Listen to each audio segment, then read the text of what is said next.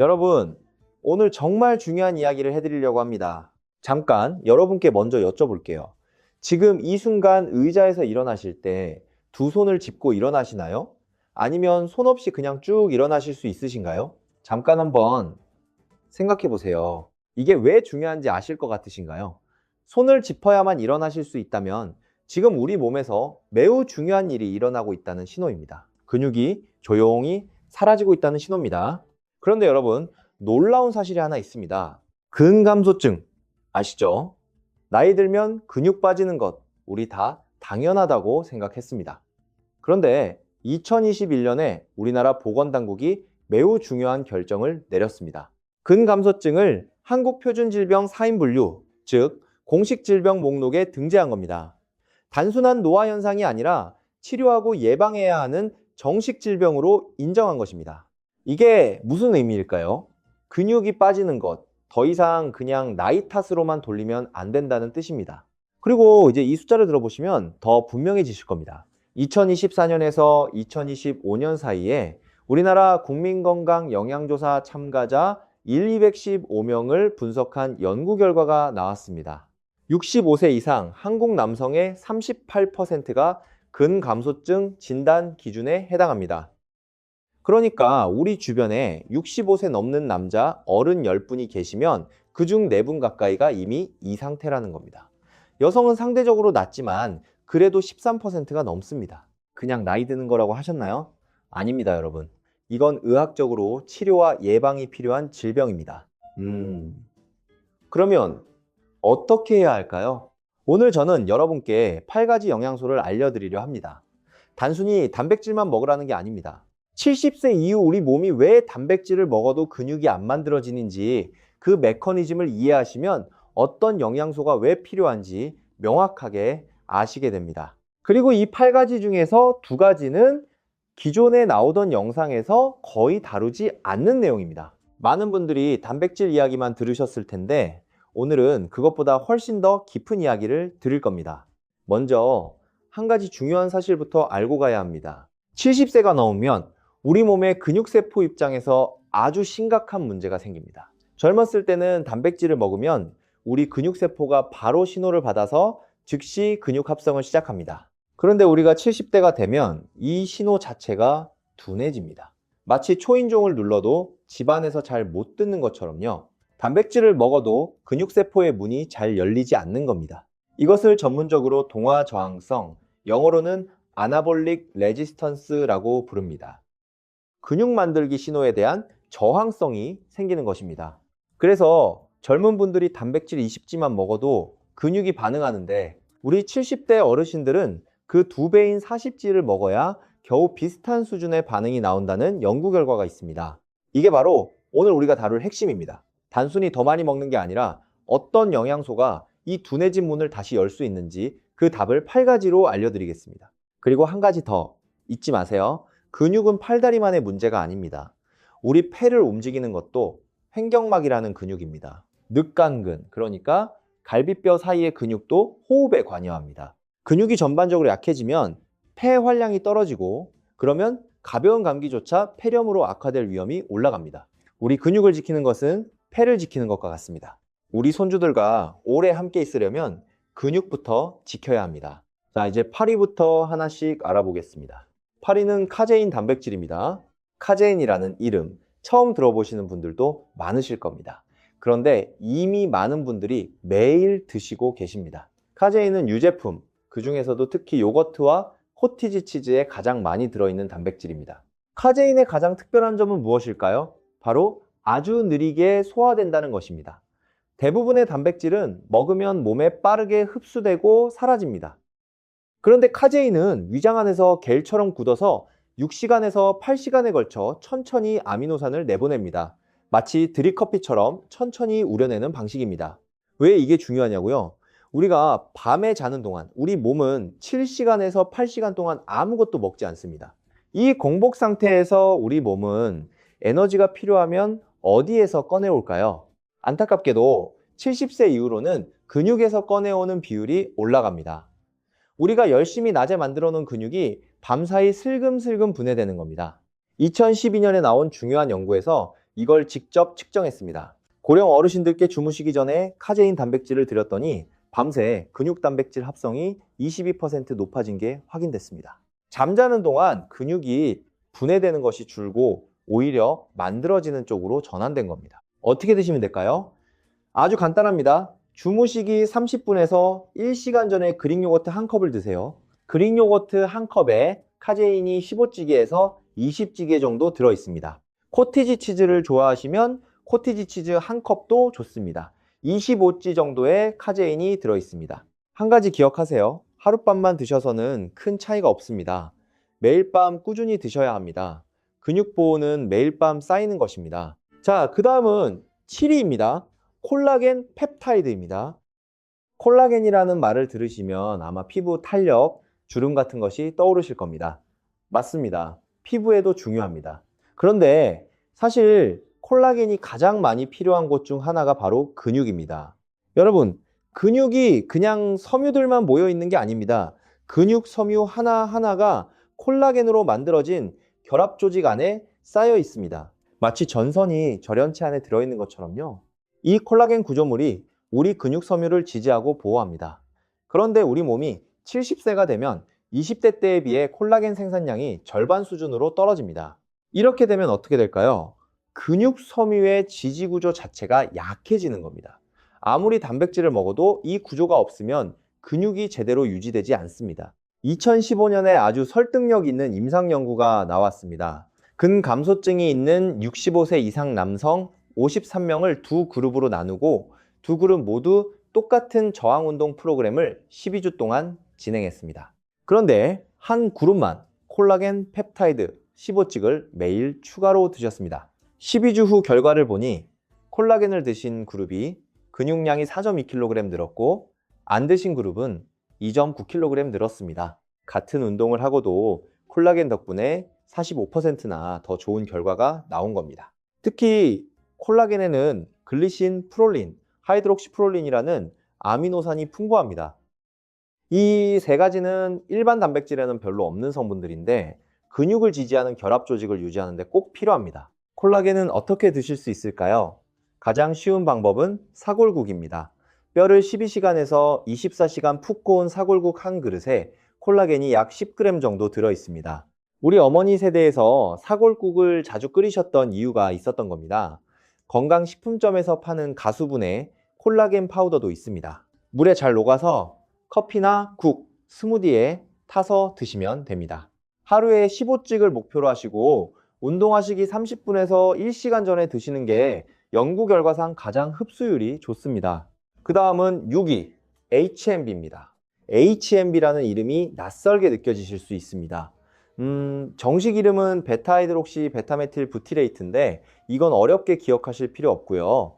HMB는 우리 몸이 류신이라는 아미노산을 처리하는 과정에서 자연스럽게 만들어지는 물질입니다. 그런데 문제가 있습니다. 우리 몸은 류신의 딱 5% 정도만 HMB로 전환합니다. 그러니까 아무리 단백질을 많이 드셔도 하루에 HMB가 0.2기에서 0.4기밖에 만들어지지 않습니다. 그런데 연구에서는 하루 3그이 필요하다고 나와 있습니다. 이 차이가 왜 중요할까요? HMB는 근육 합성을 자극하는 것이 아닙니다. 근육이 분해되는 것을 막는 역할을 합니다. 쉽게 말하면 근육의 경호원 같은 존재입니다. 몸이 근육을 허물려고 할 때 HMB가 그 과정을 막아주는 효소와 신호 경로를 차단합니다. 2013년에 나온 메타 분석에서 7개의 무작위 대조 시험을 종합했는데 HMB를 보충한 고령자 집단이 그렇지 않은 집단보다 근육량을 유의미하게 잘 보존했습니다. 특히 주목할 만한 연구가 있습니다. 누워서 안정을 취해야 하는 상황, 예를 들어 수술 후나 입원 중에 어떻게 되는지를 본 연구입니다.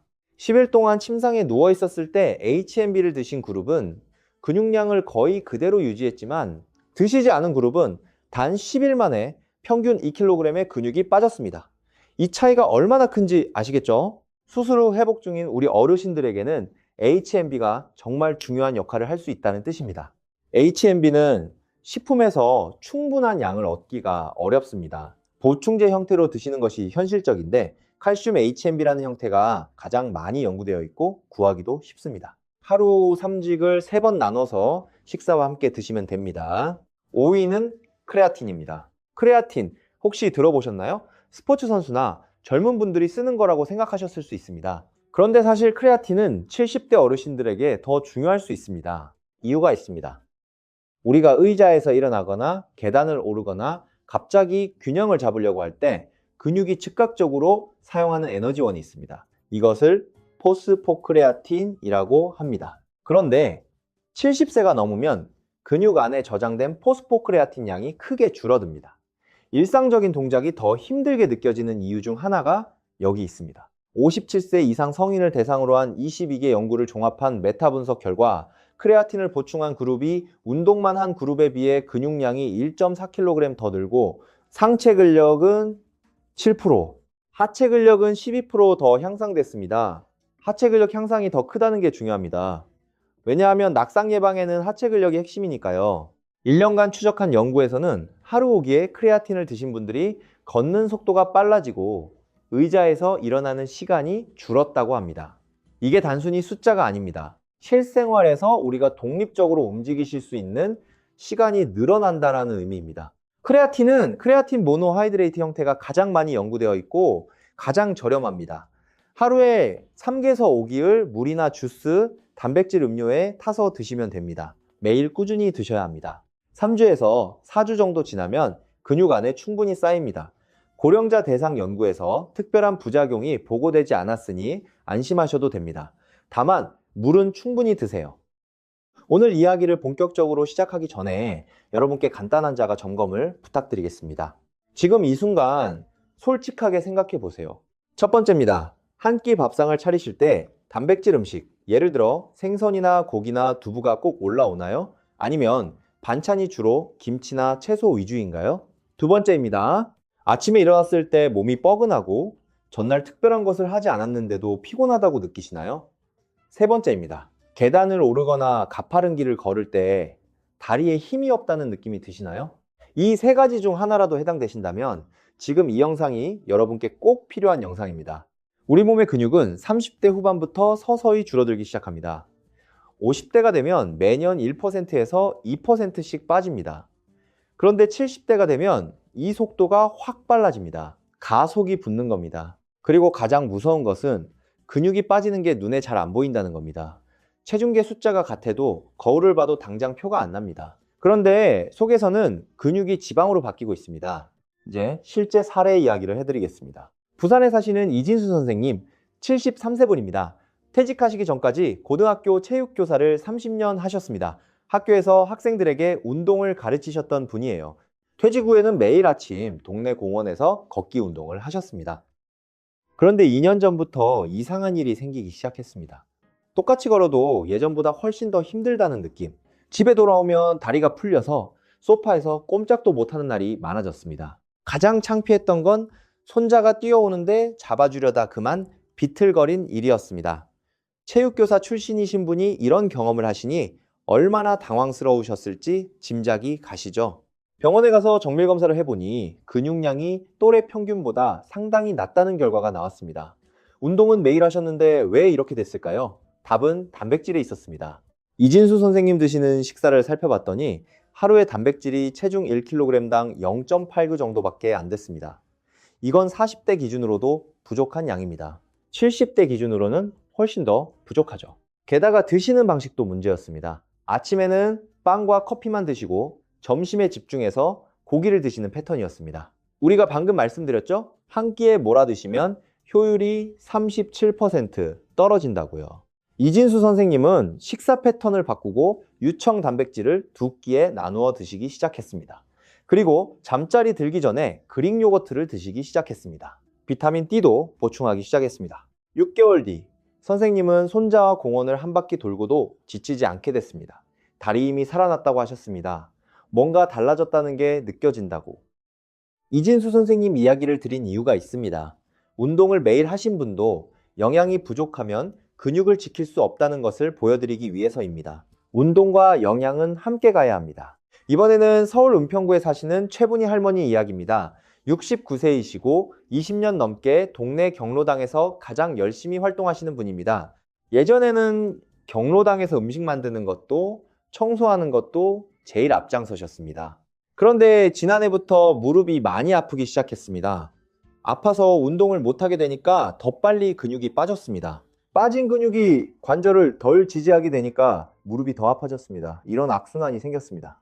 체분이 할머니는 걱정이 많으셨습니다. 이렇게 운동도 못하면 어떡하지? 점점 혼자 다니기가 힘들어지는 거 아닐까 하고 말이죠. 이런 경우에 어떻게 해야 할까요? 먼저 영양부터 잡았습니다. 카제인을 주무시기 전에 드리기 시작했고 콜라겐 펩타이드도 드시기 시작했습니다. 그리고 관절에 부담이 없는 운동을 찾았습니다. 의자에 앉아서 다리를 들어 올리기, 벽에 등을 대고 천천히 무릎을 굽혔다 펴기, 이런 동작들로 시작했습니다. 3개월 정도 지나자 무릎 통증이 조금 줄었다고 하셨습니다. 근육이 조금씩 관절을 더 잘 받쳐주기 시작한 거죠. 지금은 경로당에서 작은 역할들을 조금씩 다시 맡으시고 있다고 합니다. 우리 중에서 관절이 좋지 않으셔서 운동을 포기하신 분들이 많으실 겁니다. 포기하지 마세요. 관절에 무리가 안 가는 방법들이 있습니다. 영양부터 잡고. 자, 이제 각 영양소에 대해 조금 더 깊이 이야기해 봐야 할 것 같습니다. 비타민 D와 근육의 관계에 대해서 조금 더 구체적으로 설명드리겠습니다. 우리 근육세포 안에는 비타민 D를 받아들이는 수용체가 있습니다. 우리 몸 안 이것을 비타민 D 수용체, 영어로 비타민 D 수용체이라고 합니다. 비타민 D가 이 수용체에 결합하면 우리 세포 핵 안으로 들어가서 특정 유전자 발현을 조절합니다. 쉽게 비유해 볼까요? 공장에 원재료가 들어와야 물건을 만들 수 있죠. 비타민 D가 이 공장에 전원을 연결해주는 역할을 합니다. 전원이 없으면 재료가 아무리 많아도 우리 공장이 돌아가지 않습니다. 그 다음으로 미토콘드리아 이야기를 드리고 싶습니다.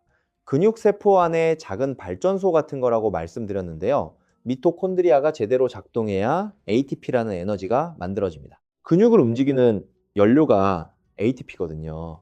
비타민 D가 부족하면 미토콘드리아 DNA 안정성이 떨어지고 에너지 생산이 저하됩니다. 근육에 힘이 없다고 느껴지는 이유 중 하나가 여기 있을 수 있습니다. 그리고 마지막으로 염증 이야기입니다. 나이가 들면 우리 몸에 만성 저강도 염증이 생깁니다. 이것을 영어로는 인플라메이징이라고도 합니다. 노화와 함께 생기는 만성 염증이라는 뜻입니다. 이 염증이 근육세포를 직접 공격합니다. 인터루킨 6, 염증 유발 물질. 같은 염증 유발 물질들이 근육 단백질을 분해하는 신호를 보냅니다. 비타민 D는 M2 대식세포라는 항염증 세포를 활성화하고 이 염증 유발 물질들을 억제합니다. 그러니까 비타민 D는 단순히 뼈에만 좋은 게 아니라 근육을 지키는 다양한 경로에서 작용하고 있는 겁니다. 오메가3화 근육 합성에 대해서도 좀 더 말씀드리겠습니다. 아까 오메가3과 엠토르 신호 경로를 강화한다고 말씀드렸습니다. 이걸 좀 더 풀어서 설명드릴게요. 우리가 단백질을 먹으면 류신이 근육세포 안으로 들어갑니다. 류신이 들어가면 엠토르가 켜지고 엠토르가 켜지면 근육 합성 공장이 돌아가기 시작합니다. 그런데 70대가 되면 이 과정 중간중간에 마찰이 생깁니다. 류신이 들어와도 엠토르가 예전만큼 빠르게 반응하지 않습니다. 오메가3의 성분인 EPA와 DHA가 하는 일이 이 마찰을 줄이는 겁니다. 이들이 세포막의 유동성을 높여주고 신호 전달 단백질들이 더 잘 작동하도록 도와줍니다. 그 결과 같은 양의 단백질을 먹어도 근육 합성 반응이 훨씬 빨라지고 강해집니다. 단백질과 오메가3을 함께 드실 때 시너지가 나는 이유가 바로 여기 있습니다. 그래서 실용적인 방법을 말씀드리면 고등어 구이를 먹을 때 달걀찜도 함께 드세요. 오메가3 고등어와 단백질 류신 달걀이 함께 들어오면서 시너지 효과가 납니다. 점심에 연어 샐러드에 닭가슴살을 올려 드시는 것도 좋습니다. 이런 식으로 의식적으로 오메가3화 단백질을 같은 끼니에 드시는 습관을 만들어 보세요. 그리고 등푸른 생선이 부담스러운 분들도 계실 겁니다. 냄새나 식감이 싫으신 분들도 계시고 요리하기 번거로우신 분들도 계시죠. 그런 분들은 시중에 파는 통조림 고등어나 통조림 연어도 좋습니다. 열을 가해도 EPA와 DHA는 크게 파괴되지 않습니다. 따뜻한 밥에 통조림 고등어 얹어서 드시는 것도 훌륭한 방법입니다. 이제 전체적으로 하루 식사 계획을 한번 짜보겠습니다. 아침에 일어나시면 가장 먼저 물 한 컵을 드세요. 그리고 아침 식사를 하실 때 달걀 2개 이상을 드세요.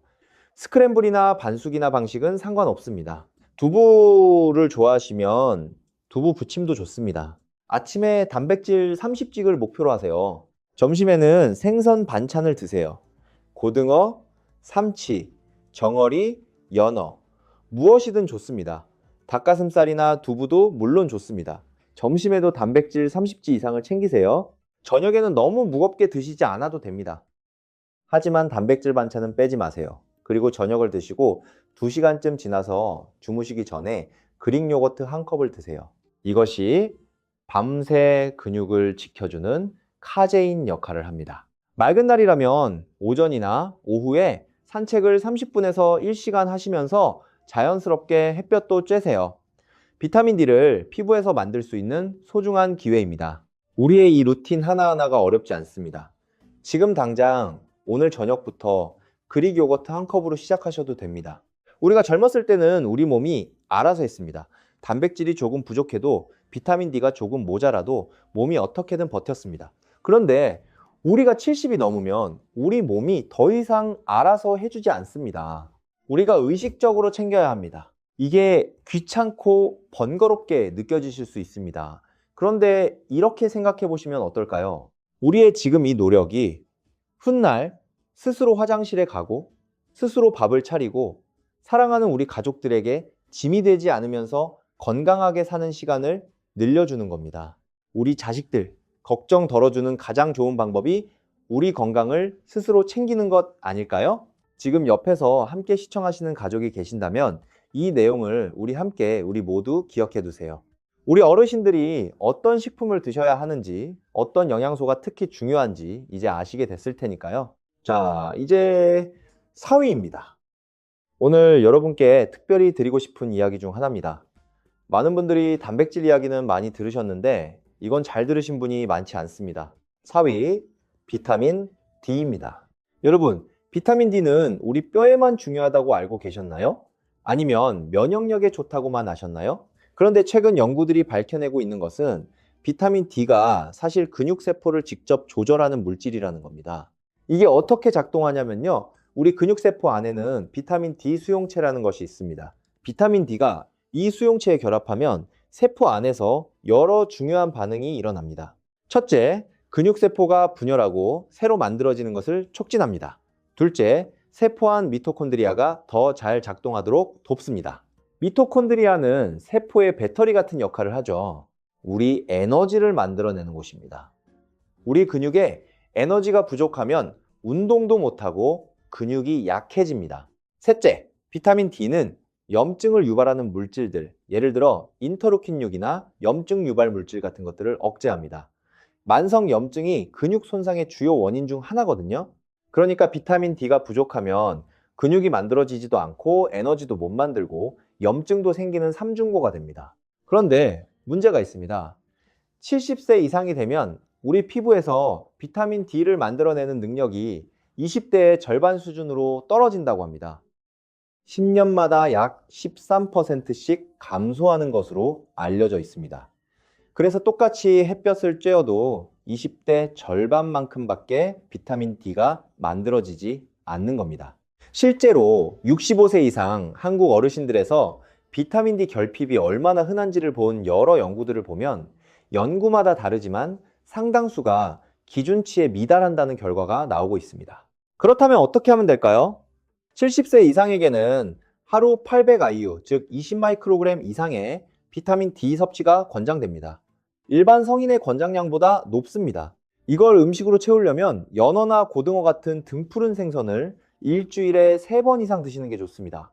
달걀 노른자에도 비타민 D가 들어있습니다. 그리고 가능하다면 맑은 날에는 오전 10시에서 오후 2시 사이에 15분 정도 팔이나 다리에 햇볕을 쬐시는 것이 도움이 됩니다. 긴 옷으로 다 가리면 효과가 없으니 조금이라도 피부가 햇볕에 닿도록 하세요.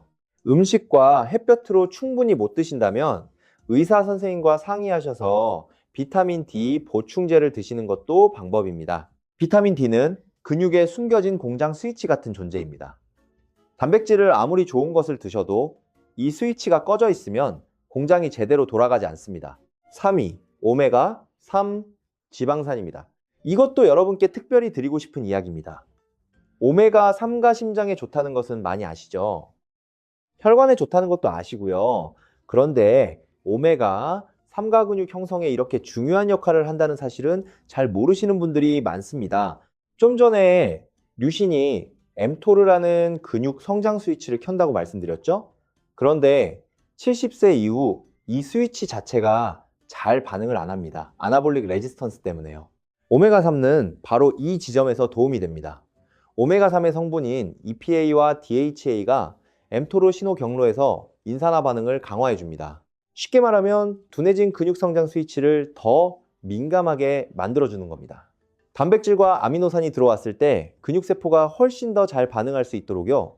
연구에 따르면 오메가3을 드실 때 아미노산이 함께 들어오면 근육단백질 합성 속도가 유의미하게 높아진다는 게 확인됐습니다. 오메가3 자체만으로 근육이 만들어지는 게 아니라 단백질의 효과를 증폭시켜주는 역할을 하는 겁니다. 단백질과 오메가3를 함께 드시면 시너지가 생깁니다. 얼마나 드셔야 할까요? EPA와 DHA를 합쳐서 하루 2지 이상을 8주에서 24주 이상 꾸준히 드시는 것이 권장됩니다. 가장 자연스러운 방법은 고등어, 연어, 정어리 같은 등푸른 생선을 일주일에 3번 드시는 겁니다. 이렇게 하면 대략 하루 2기에서 3그의 오메가3를 섭취할 수 있습니다. 생선을 드시기 어려운 분들은 오메가3 보충제를 드시면 됩니다. 보충제는 식후에 드시면 흡수율이 더 높습니다. 그리고 한 가지 중요한 주의사항이 있습니다. 혈액을 묽게 하는 약, 즉 항응고제나 아스피린을 드시는 분들은 오메가3를 많이 드시기 전에 반드시 담당 의사 선생님과 상의하세요. 오메가3도 혈액 응고에 영향을 줄 수 있기 때문입니다. 자, 이제 드디어 2위입니다. 유청 단백질입니다. 유청 단백질은 치즈를 만들 때 나오는 유장에서 추출한 단백질입니다. 이게 왜 2위냐고요? 흡수 속도 때문입니다. 유청 단백질은 먹으면 20분 안에 혈중 아미노산 농도가 치솟습니다. 이 빠른 아미노산 공급이 70세 이후 둔해진 근육 합성 신호를 극복하는 데 도움이 됩니다. 2017년 캐나다 맥마스터 대학교에서 49명의 고령 남성을 대상으로 12주 저항운동 프로그램을 진행했습니다. 운동 후 유청 단백질을 드신 그룹이 다른 단백질을 드신 그룹보다 근육량이 2.5kg 더 늘었고 하체 근력이 14% 더 향상됐습니다. 또 2018년에 나온 연구에서는 고령자들이 하루 2번 유청 단백질을 6개월 드셨을 때 걷는 속도가 7% 빨라지고 의자 일어서기 성능이 15% 향상됐습니다. 이게 실생활에서 얼마나 큰 의미인지 생각해 보세요. 그런데 여기서 중요한 것이 하나 있습니다. 많은 분들이 이걸 모르십니다. 단백질을 하루에 다 드실 거면 한 끼에 몰아서 드시면 안 됩니다. 우리 근육세포는 한 번에 처리할 수 있는 아미노산 양이 30G에서 40G 정도로 제한되어 있습니다. 그 이상은 에너지로 태워버리거나 몸 밖으로 내보냅니다. 낭비되는 거죠. 대한의학회 관련 연구들을 종합해보면 단백질을 아침, 점심, 저녁에 균등하게 나누어 드실 때 하루 전체 근육 단백질 합성이 최대 37%까지 높아진다는 결과가 있습니다. 한 끼에 많이 드시는 것보다 3끼에 나누어 드시는 게 훨씬 효율적입니다. 70세 이상이시라면 끼니마다 최소 30G에서 40G의 단백질을 드시는 것을 목표로 하세요. 유청 단백질 보충제 한 스쿱이 보통 25G에서 30G이니 식사에 부족한 부분을 채우실 수 있습니다. 유청 단백질 파우더를 고르실 때는 유청 단백질 분리물, 영어로는 아이솔레이트라고 되어 있는 제품을 선택하세요. 단백질 함량이 90% 이상이고 유당이 적어서 소화가 더 편합니다. 설탕이나 인공 첨가물이 적은 제품을 고르시고요. 그리고 드디어 오늘의 1위입니다. 근감소증 예방과 치료에서 가장 중요하다고 연구들이 공통적으로 가리키는 영양소, 류신입니다. 류신은 아미노산의 일종입니다. 우리 몸이 스스로 만들지 못해서 반드시 음식으로 섭취해야 하는 9가지 필수 아미노산 중 하나입니다. 그런데 류신이 특별한 이유가 있습니다. 다른 아미노산들이 단순히 재료 역할을 하는 것과 달리 류신은 근육세포 안에서 mTOR라는 핵심 신호를 직접 켜는 스위치 역할을 합니다. 이렇게 생각해 보세요. 공장을 운영하는데 재료도 있고 기계도 있습니다. 그런데 스위치가 꺼져 있으면 공장이 돌아가지 않죠. 류신이 바로 그 스위치입니다. 류신이 부족하면 아무리 다른 단백질을 많이 드셔도 mTOR 스위치가 제대로 켜지지 않아서 근육 합성이 일어나지 않습니다. 2012년에 발표된 중요한 연구를 보면 고령자에게 똑같은 단백질 식사를 주되 한 그룹에만 류신을 추가로 넣었더니 근육 단백질 합성이 25% 높아졌습니다. 단백질 총량은 같은데 류신만 더 넣었더니 25%나 차이가 난 겁니다. 2018년에 16개의 임상시험을 종합한 리뷰에서도 특히 근감소증이 있는 70대 이상에서 류신 보충이 근육량과 신체 기능 모두를 꾸준히 개선시켰다고 결론 내렸습니다. 그러면 얼마나 드셔야 할까요? 한 끼에 2.5기에서 3기의 류신이 필요합니다. 문제는 많은 분들이 실제로 한 끼에 1기에서 1.5기 정도밖에 드시지 않는다는 겁니다. 이 간극이 매 끼니마다 근육 합성 기회를 놓치게 만드는 원인이 됩니다. 여기서 질문이 하나 있습니다. 어르신들 중에서 이렇게 말씀하시는 분들이 계세요. 나는 두부랑 콩으로 단백질 충분히 먹는데요. 괜찮지 않나요? 아주 좋은 질문입니다. 두부와 콩은 훌륭한 식물성 단백질입니다. 그런데 식물성 단백질만으로는 한 끼에 류신 2.5의 임계값을 달성하기가 어렵습니다. 두부 200g을 드셔도 류신이 약 1.5g 정도밖에 안 됩니다. 임계값보다 낮죠. 그래서 동물성 단백질과 식물성 단백질을 함께 드시는 것이 가장 좋습니다. 닭가슴살 100g이면 류신이 2.5g 정도 됩니다. 달걀도 좋지만 달걀 하나당 류신이 0.6g이라서 달걀만으로는 한 끼에 4개에서 5개를 드셔야 합니다. 파르메산 치즈는 백지당 류신이 3.4기나 되는 훌륭한 식품입니다. 강판에 갈아서 찌개나 볶음밥 위에 조금 뿌려 드시면 좋습니다. 또 한 가지 여쭤봅니다. 관절이 아파서 운동을 못하는데 이런 영양소만 먹어도 효과가 있나요?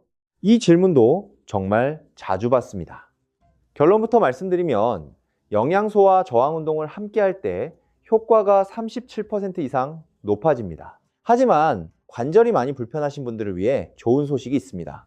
꼭 헬스장에 가서 무거운 것을 들지 않아도 됩니다. 의자에 앉아서 다리를 들었다 내렸다 하는 것, 벽을 양손으로 짚고 미는 것, 이런 관절에 부담이 적은 동작들도 저항 운동에 효과가 있습니다.